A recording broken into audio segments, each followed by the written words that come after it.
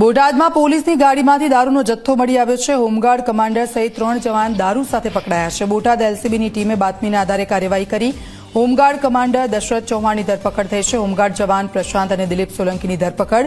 કારમાંથી 25 bottle દારૂ અને 76 બિયરના tin મળ્યા છે।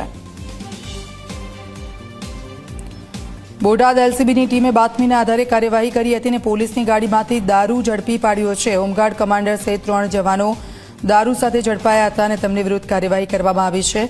જવાન પ્રશાંત અને દિલીપ સોલંકીની ધરપકડ થઈ છે। બોટાદ એલસીબીને બાતમી રાહે એક હકીકત મળી હતી કે આબુ ખાતેથી સરકારી ગાડીમાં આ જે આરોપીઓ છે દશરથભાઈ રામજીભાઈ ચૌહાણ જેઓ બોટાદ જિલ્લા હોમગાર્ડ કમાન્ડિંગ ઓફિસર છે અને તેમની સાથે અન્ય વ્યક્તિઓ આબુ ખાતેથી આ રીતે ગેરકાયદેસર રીતે IMFL જે ભારતીય બનાવટનો વિદેશી દારૂ છે તે ભરી અને વિસ્તારમાં આવે છે, જેથી આ હકીકતના આધારે તેમને ટીમ બનાવી અને ઝડપી પાડવામાં આવેલા છે।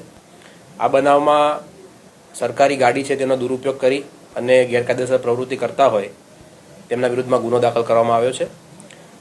આ બનાવમાં કુલ 25 જેટલી IMFLની બોટલ, 76 જેટલા બિયરના ટીન એમ મળીને કુલ 85,000 આસપાસનો મુદ્દામાલ અને અન્ય મોબાઈલ ફોન્સ આ પણ સીઝ કરવામાં આવેલું છે।